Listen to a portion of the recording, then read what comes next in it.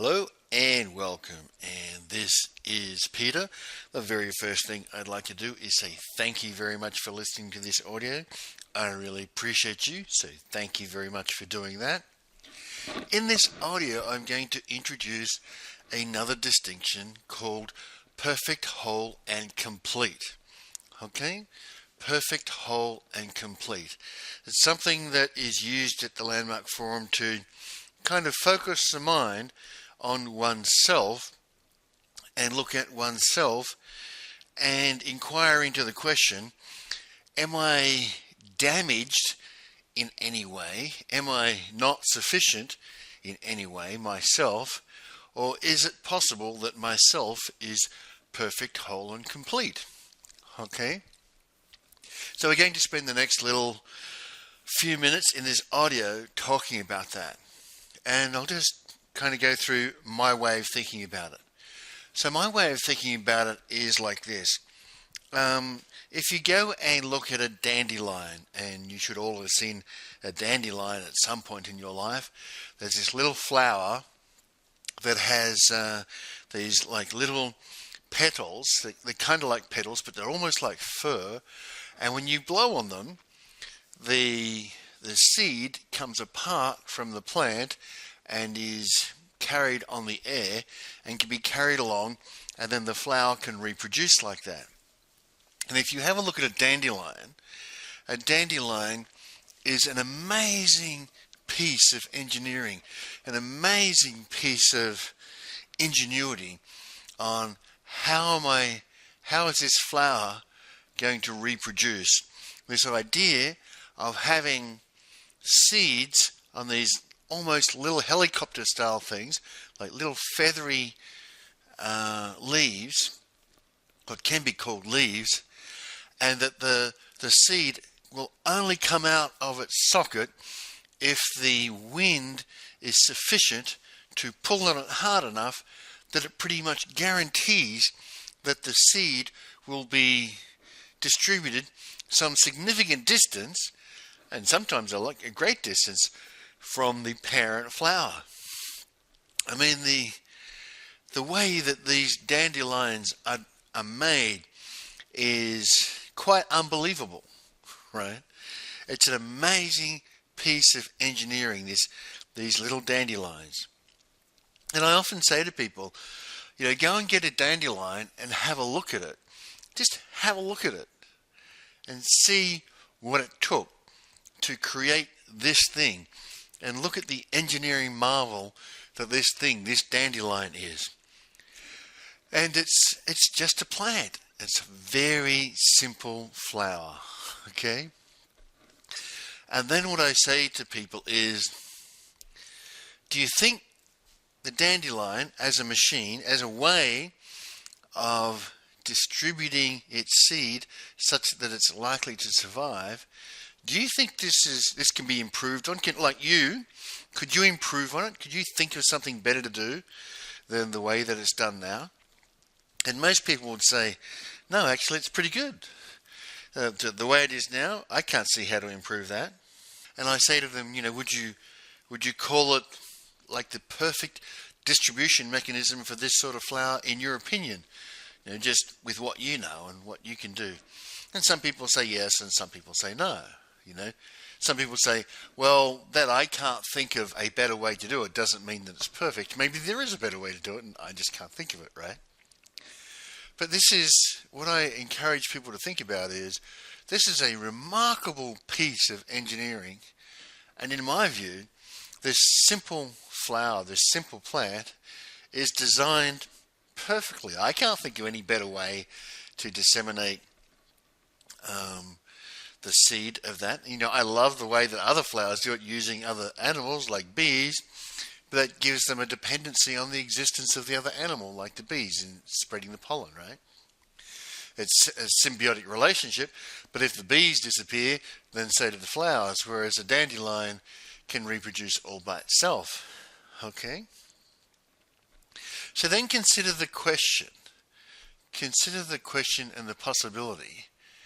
Am I just a shade more sophisticated than a dandelion? Am I a creature, a machine, a whatever you want to call me, am I more or less sophisticated than a dandelion? And of course, the answer to that is obvious, that as human beings, we are far more complex creatures than the average dandelion, right? But it does raise the next question. And the next question is, did the dandelion happen by accident, or was there an intelligent creator, do you think, for the dandelion? Okay. Now we're taught this theory of evolution that everything happened by accident, by evolution. And I personally don't buy that, right? I personally don't buy that the dandelion was an accident. When I look at a dandelion and I look at how wonderfully it is created, I look at it and I go, there looks like there's an intelligent hand in there somewhere. I can't prove it, I can't disprove it, but just my opinion is there's an intelligent hand in there somewhere. Okay, just my opinion. So, you could ask yourself, take a look at a dandelion and say, did this just somehow sprout up one day, or was this the result of evolution? What do you think? Right? What do you think? Now, of course, we know that you can't prove that one way or the other. If you actually spend some time researching evolution, you'll find this. So, if you wish to come to a conclusion, and you don't have to, but if you wish to come to a conclusion, you can come to the conclusion that the dandelion is something that evolved, just magically appeared over millions of years of evolution, or there was some sort of intelligent hand in the process. You can decide that one way or the other for yourself. But what I would posit is, whether you kind of look one way or the other at the construction of the dandelion, you have to admit, by looking at the dandelion, it's possible that there was an intelligent hand in the development and the design of the dandelion, with that beautiful spherical shape and the ability to distribute its seed on the breeze. It's just possible that there was an intelligent hand at work, right? Just possible. And remember, I said, don't take what I'm saying as true. Just take it as, hey, that's possible, or that's not possible, and then build on that, right? So the question, of course, leads on to, if the dandelion is a beautiful engineering marvel, a beautiful work of art, and also an engineering marvel, and we as human beings are significantly more complicated than the average dandelion, was there an intelligent hand in our creation as well, or are we highly evolved slugs? Okay. Now, I don't mean to answer that question definitively, because people have been arguing about this question for a long time, right? And I'm not going to get into the middle of that argument. Some people argue that we evolved from the monkeys, etc., etc., and some people argue that we were the creations of an intelligent hand, what they would call God, right? Or Allah, or a whole bunch of different names. Okay? Now, I'm not going to get into whether anybody's right or wrong in that area, right? I'm just not going to get into that. But what I am going to get into is it possible that we are the result of the intelligent engineer, the intelligent architect? Is that possible? Okay, and we all know that it's possible. And we could also ask the question, well, is it possible that we are an amazingly super highly evolved slug? That, many millions of years we crawled out of the oceans, and we are a super highly evolved slug. Is that possible? And some people will say, well, yes, that's possible. So let's say, just for argument's sake, that there's at least two possibilities. of how we got to where we are today, right? And I'm standing on the third floor of a building in my office building and just walking up and down the conference room dictating this thing, and you're listening to it at some other time via the magic of the internet. This is pretty heady stuff, right? It's a technologically amazingly advanced stuff. So let's say that it's possible that we are highly evolved slugs, that many millions of years ago we crawled out of that primordial ooze and we've been evolving ever since. Let's say that's possible. And let's also say it's possible that we were designed by an intelligent hand. Okay? Let's say either is possible, and you can choose for yourself which one you'd like to believe is possible, or more likely, or even be certain of it in your own mind.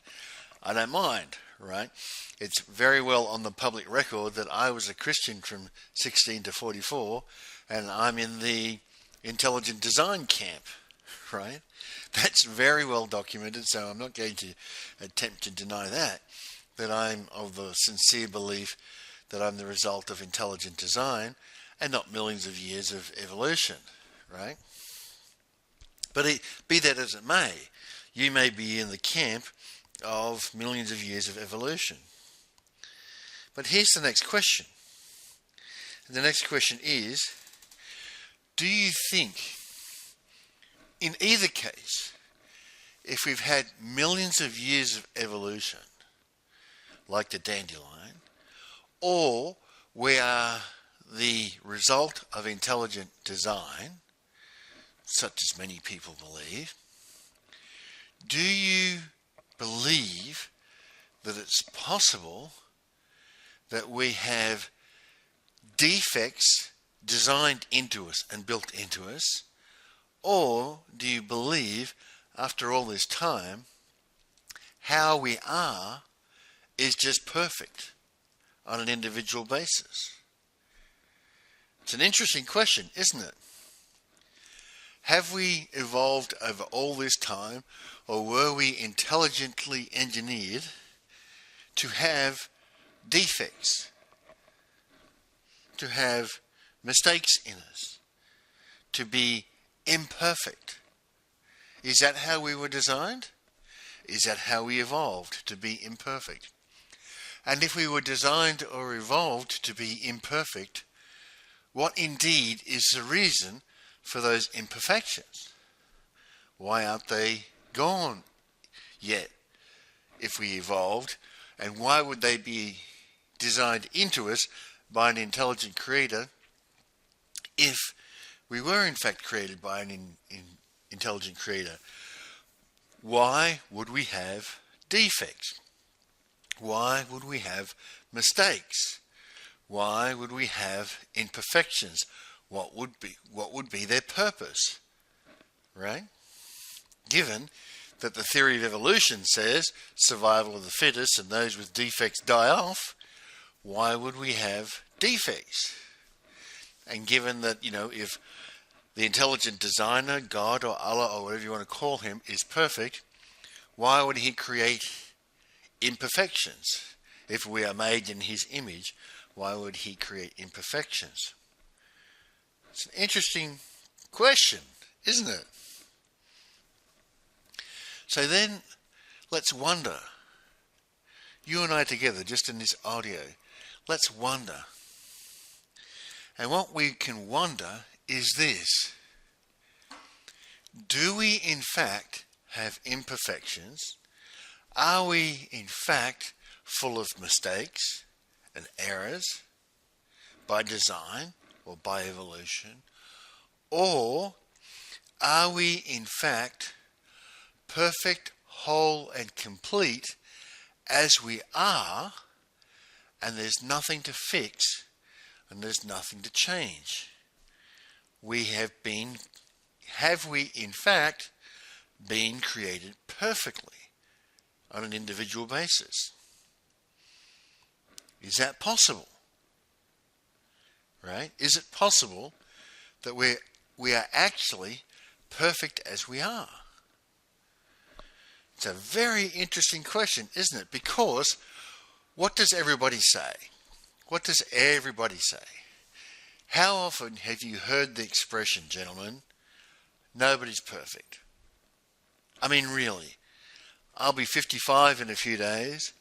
How often have you heard the expression, nobody's perfect? Because I can tell you, I've been hearing that all my life. All my life.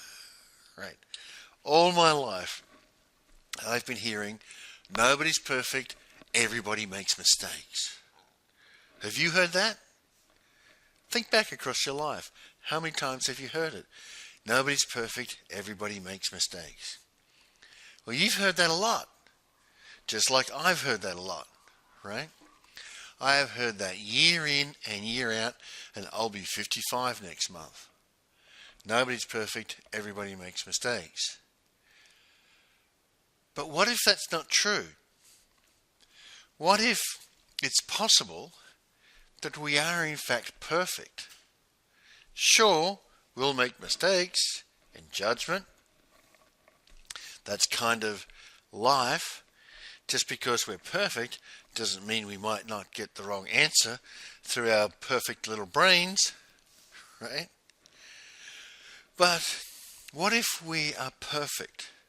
What if we are perfect, whole and complete, exactly as we are not, that we have everything we need as an individual to be successful in life? What if? What if? So I invite you to consider the possibility that you, as an individual, you are perfect. Whether you take the creationist view, as I do, or take the evolutionary view, as many other people do, what if, at the end of your evolution, your millions of years of evolution, you, sir, are perfect just as you are? You're not broken. You're not fundamentally flawed. There's nothing wrong with you. Okay? And on the other side of the table, if you're into intelligent design, as I am, what if your intelligent designer designed you to be perfect, just exactly as you are, and exactly as you are not? That your intelligent designer gave you everything that you needed to be successful in life, and you, sir, are perfect. What if that is the case? And moreover, what if you consider that's possible? Not like it's true, but like it's possible. Is it possible in your mind that you are perfect exactly the way you are? Is that possible? Now that's really worth thinking about, gentlemen. It's really worth thinking about. Because for all our lives, we've been getting told, nobody's perfect, we all make mistakes. So when we do something that doesn't work out, doesn't make things happen the way that we want to make them happen, where do we go? Where do we go? We lose a deal, right? We're salesmen. We lose a deal. Where do we go most of the time? We go, well, nobody's perfect. You win some, you lose some. Maybe we made some mistakes in there. Nobody's perfect. You can't expect to win them all, can you? Right? We go down that path, right? But what's down that path? What happens when we walk down the path of nobody's perfect, everyone makes mistakes? What happens? Well, one of the things that happens is we tend to take less responsibility, less accountability, and we tend to learn less about what happened in that situation to improve in the next one. Because after all, if nobody's perfect and everybody makes mistakes, it doesn't matter how hard I learn, it doesn't matter how hard I try, I'm still going to be not perfect and I'm still going to make mistakes. So what the hell? Why would I bother? Why would I put in the extra effort? Right? Now, do you know people who keep making the same mistakes over and over again? And when you ask them about it, they say, well, nobody's perfect, everyone makes mistakes. But you notice that in their lives, they're making pretty much the same mistake over and over again. Do you know anybody like that? Maybe you are somebody like that, right? So what happens? What happens if we consider the possibility, whether it's by creationist or by evolution, that I'm perfect. I am perfect. I'm perfect just as I am. There's nothing to fix. There's nothing to change. However I got here, and I happen to be on the creationist side, when I think about it, I think about whoever it is or whatever it is that created me, gave me everything I needed to live out a great life. I'm perfect. He gave me everything I needed.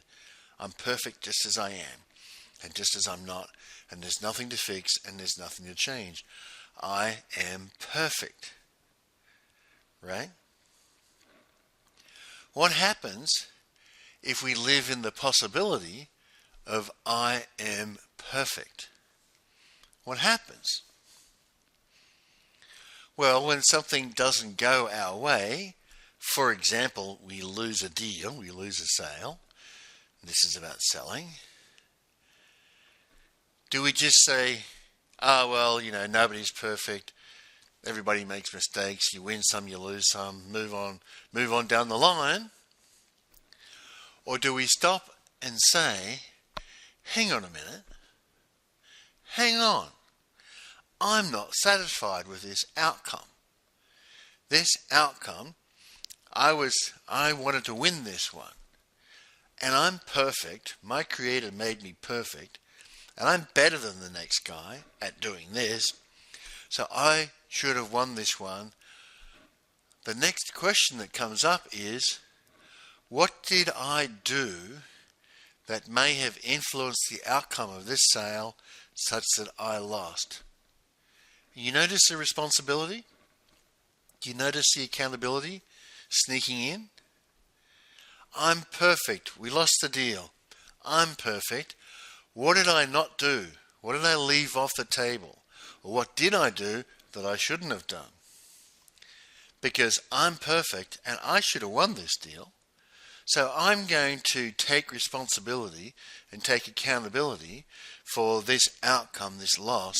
I'm going to have a good, long, hard look at it to see, is there something that I did that generated a result that I didn't want?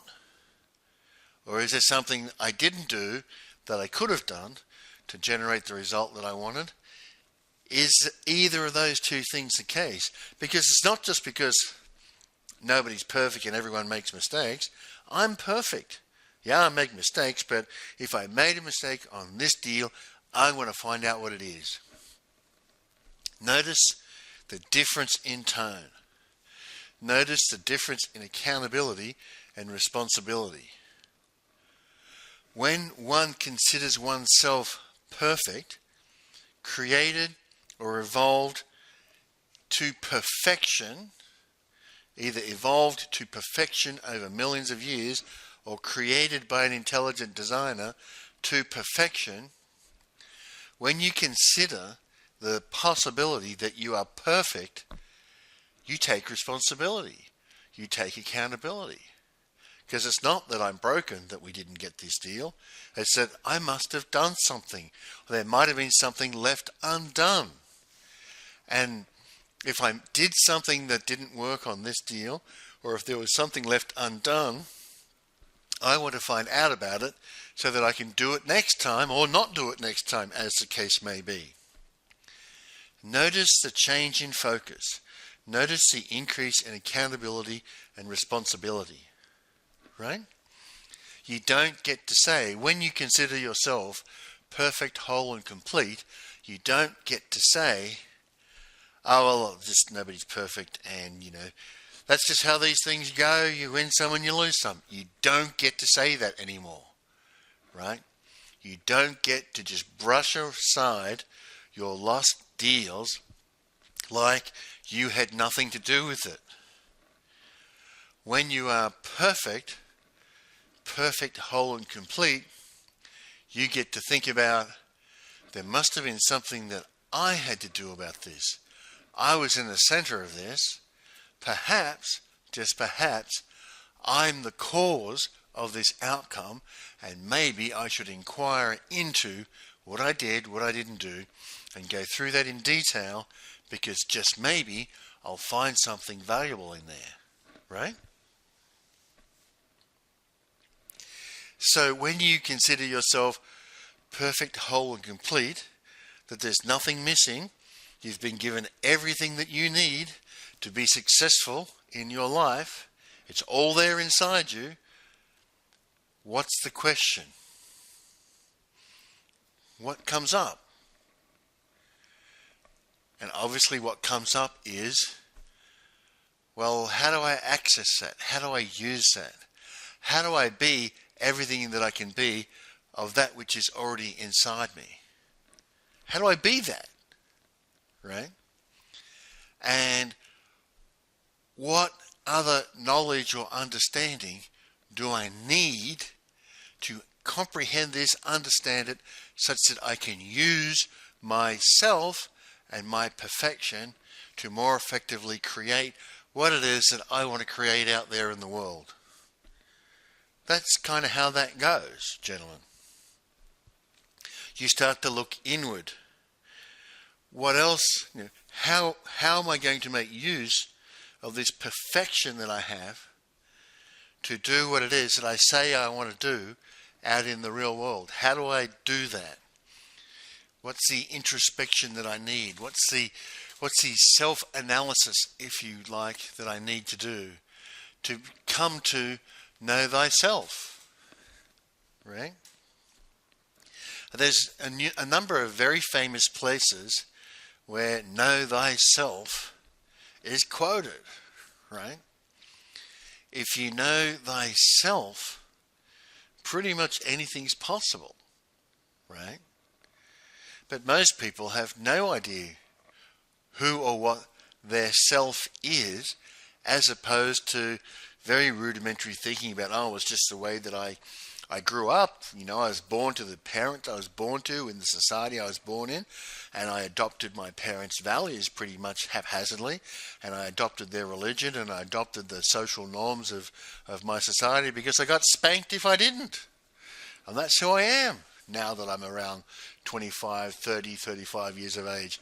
I'm just a creature of the environment in which I grew up in. Yes, I got a certain level of DNA and biology from my two parents, and I got my IQ predominantly from my parents, and the rest, it's environment. So I'm a kind of mixture of my parents and environment, and me having a deliberate say in any of that. Well, I didn't get a very deliberate say in any of that at all. It's how most people are. I'm an accident of who I was born to. A product of circumstance.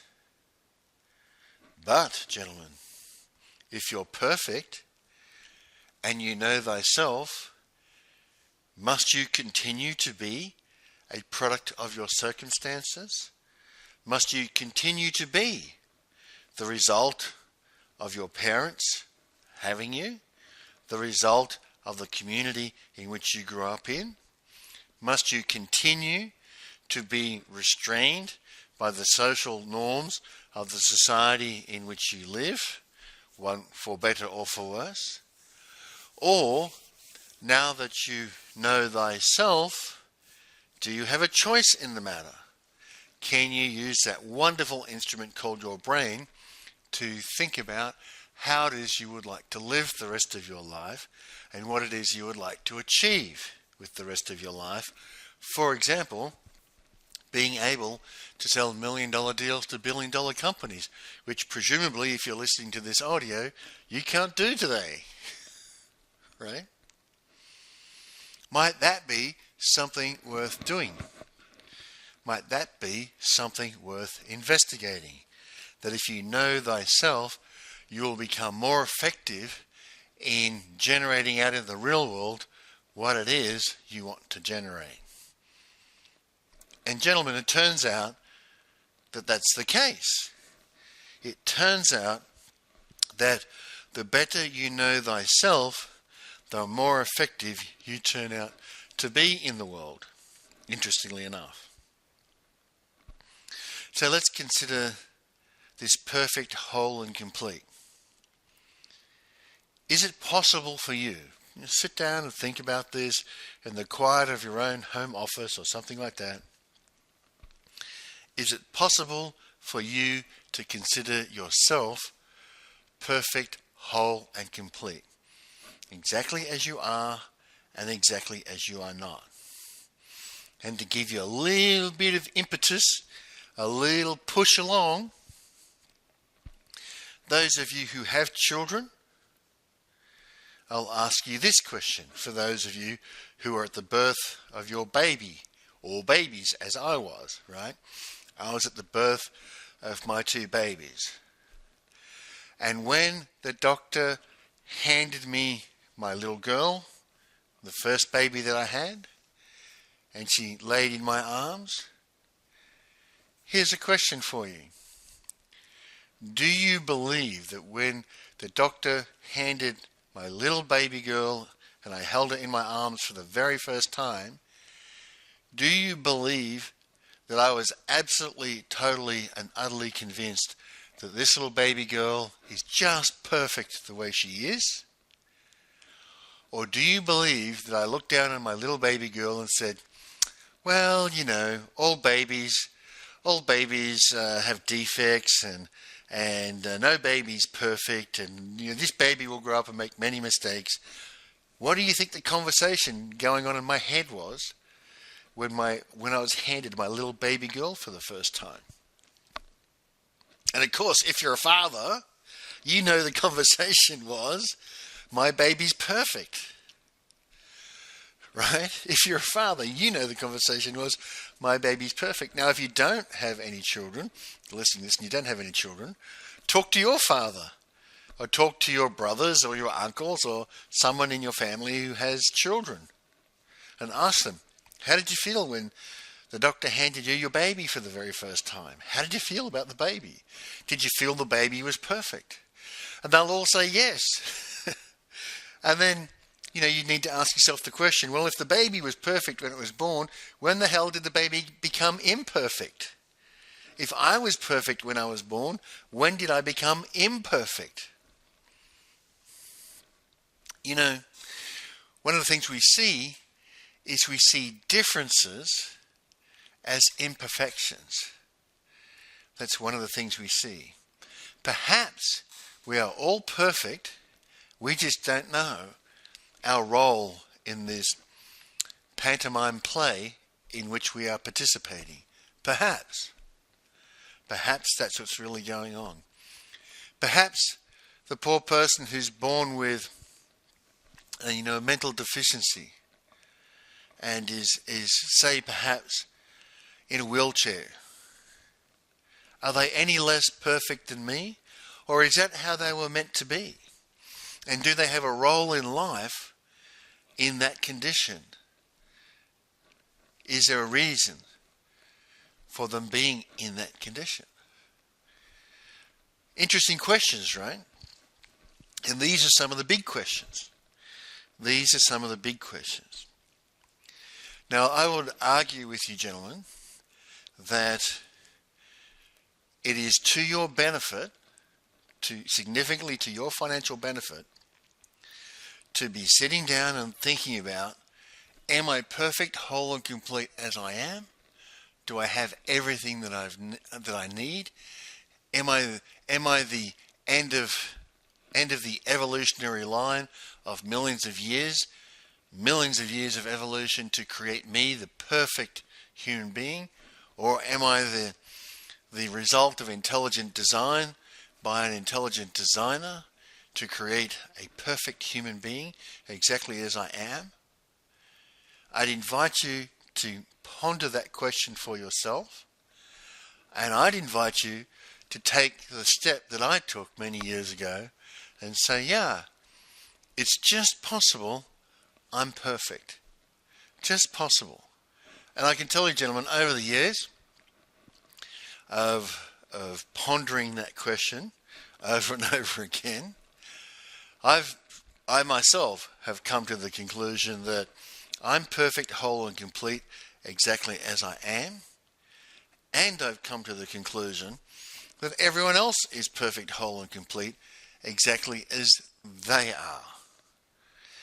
Now, when I tell that to people, I get a lot of people saying, well, I'm perfect. Of course, I understand that I'm perfect, but all these other people around me, they're just complete idiots, right? I've had that conversation many times, gentlemen, where I say to a person, you know, would you consider yourself perfect, whole and complete exactly as you are? And they go, oh yeah, I'm perfect. I mean, I just can't be improved on. I'm as good as they come. And then I asked them, well, what's your opinion of the people around you? And of course it's, oh, these are just clowns and idiots and they have no idea what it is that they're doing, right? You do get a little bit of that, gentlemen. You do get a little bit of that, okay? So I invite you to consider the possibility that you yourself is perfect, whole and complete exactly as you are and exactly as you are not. That you don't need anything extra apart from perhaps the little spice of knowledge, you know, the salt and pepper of knowledge to understand yourself a little better. But everything you need, it's all there. It's all there. And in fact, the knowledge is there. What you need is the salt and pepper of the inquiry to bring forth from you what it is you already know, but you just can't put your mind around it. You just can't pick it out of the ether. You know it. Deep down you'll know it, but you just can't pick it out of the ether. Okay? And I invite you to consider down the track that the people around you, everyone else, is also perfect, whole and complete, exactly as they are and exactly as they are not. And now I'll wind up this audio by sharing with you, why is this so important for a salesman?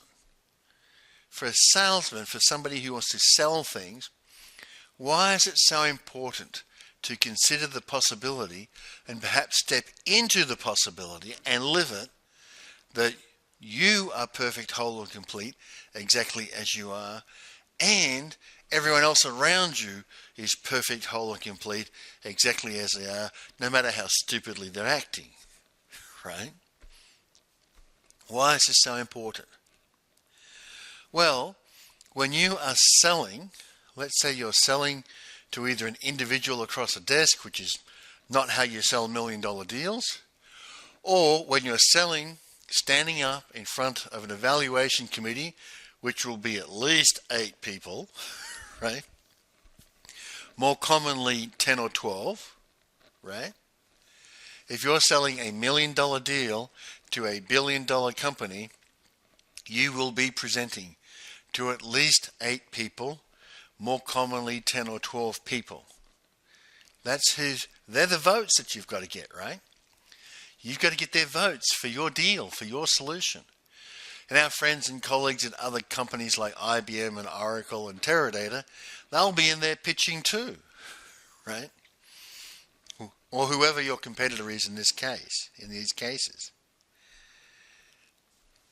Consider the advantage that you are going to have if when you look around that room, when you communicate with these people, when you look them in the eye, when you smile to them, or smile at them, or smile with them. As you give your presentation, as you talk to them, as you interact with them, through the whole process of the sales cycle, Imagine your advantage if you are truly being, I'm perfect, whole and complete as I am. There's nothing to fix about me. There's nothing to change about me. And I'm committed to giving you the best solution that I can bring to the table. And by the way, you are just perfect too. You are perfect, whole and complete, exactly as you are, exactly as you are not. Whatever comes out your mouth, whatever you say, whatever you do, I'm going to relate to you like you are perfect, whole and complete because I sincerely believe that you are. Imagine, gentlemen, the competitive advantage you have in generating a relationship with those 8 to 12 evaluators compared to the next guy who is standing up giving his pitch, who is being, I'm not perfect. I make mistakes. I screw things up. Maybe I'm going to screw this thing up that I'm dealing with now. And these people that I'm talking to, they're not perfect either. They all make mistakes.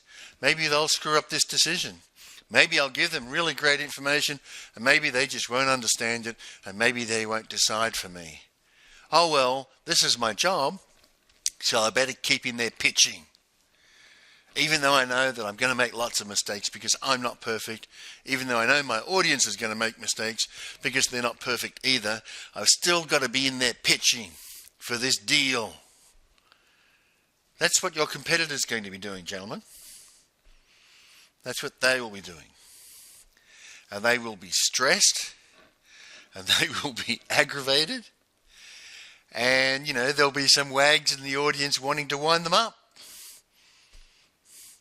But when you stand up there, when you pitch, when you have meetings across the table, you could be, like me, perfect, whole and complete. And you could have control of your audio, always listening, and turn that little voice off in the back of your head and really be there and be present for the people who are speaking to you and telling you what it is they need for their business. And you might treat them as absolutely perfect.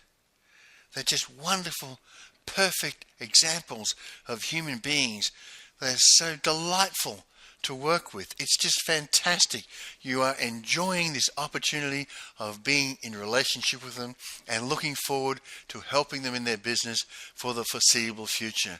And you really are there with them and present, and you mean it from the bottom of your heart. You mean it. Who do you think, gentlemen, who do you think is going to get the deal more often?